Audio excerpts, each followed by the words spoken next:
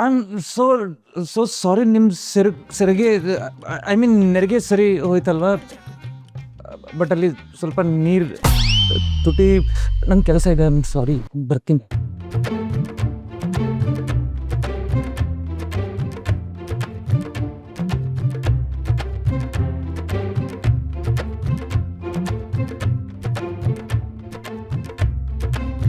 ನಾನು ಹಾಗೆ ಮಾಡಬಾರ್ದಾಗಿತ್ತಲ್ವಾ ಪಾಪ.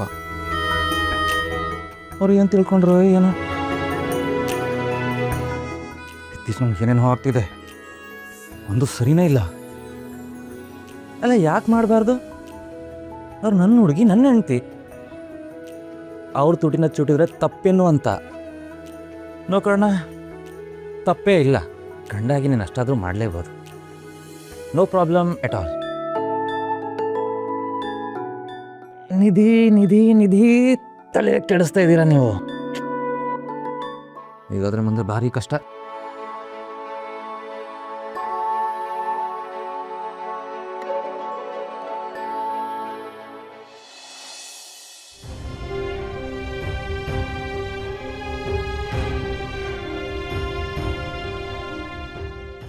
ಡಾರ್ಲಿಂಗ್, ಏನು ಮಂಗಾರಿ, ಏನಾಯ್ತು? ಇಷ್ಟೊಂದು ಸೀರಿಯಸ್ ಆಗಿ ಕೂತಿದ್ಯಾ? ಏನೂ ಇಲ್ಲ. ಒಂದು ವಿಷಯ ನನ್ನ ಮನಸ್ಸಲ್ಲೇ ತುಂಬ ಕೊರೀತಾ ಇದೆ. ಒಂದು ವೇಳೆ ಸಂಜು ಬದಲಾಗದೆ ಹೋದರೆ, ಆಸ್ತಿಗೋಸ್ಕರ ನಾಟಕ ಮಾಡಿಕೊಂಡು ನಾಳೆ ಒಂದು ಕೈ ಕೊಟ್ಟರೆ ಏನು ಮಾಡ್ತೀಯಾ? ಬಂಗಾರಿ, ಆಳ ಅಗಲ ತಿಳಿದೆ, ಈ ಕರ್ಣ ಕೆರೆಗಿಳಿಯಲ್ಲ. ಎಲ್ಲದಕ್ಕೂ ತಯಾರಾಗಿ ನಿರ್ಧಾರ ಮಾಡಿದ್ದೀನಿ.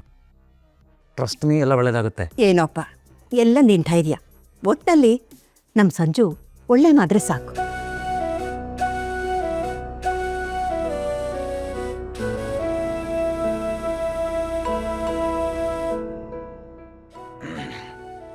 ಬಂಗಾರಿ, ನಿಂತ್ರೇನೋ ಕೇಳಬೇಕಿತ್ತು. ಕೇಳು. ಐಸ್ ಕ್ರೀಮ್ ತಿನ್ನಕ್ಕೆ ಹೋಗೋಣ?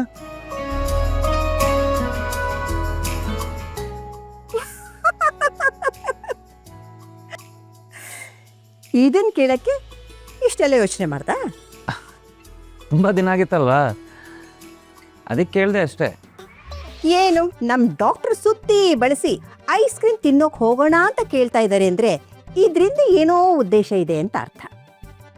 ಅದೇನು ಅಂತ ಹೇಳಿ. ಅದು ನಿಧಿಯವರ ತಾಳಿ ಶಾಸ್ತ್ರದ ಬಗ್ಗೆ ನೀನು ಯೋಚನೆ ಮಾಡಿಲ್ವಾ? ಅಲ್ಲ, ಕೇಳ್ಬೇಕನ್ನಿಸ್ತು, ಕೇಳಿದೆ ಅಷ್ಟೇ.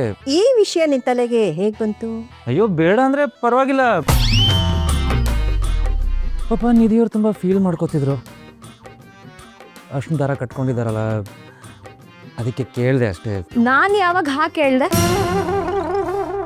ಹಂಗೋ ಪ್ರಾಬ್ಲಮ್ ಸಾಲ್ವ್ ಮಾಡ್ತಿದ್ದೆ. ನೆಮ್ಮದಿಯಾಗಿ ತಾಳಿ ಕಟ್ಟೋಣ ಅಂದರೆ ಬಂದೆಲ್ಲ ಉಲ್ಟಾ ಮಾಡಿಬಿಟ್ರು. ಏನೋ ಗುಣತಿದ್ಯಾ, ಅದೇನು ಅಂತ ಸರಿಯಾಗಿ ಹೇಳು.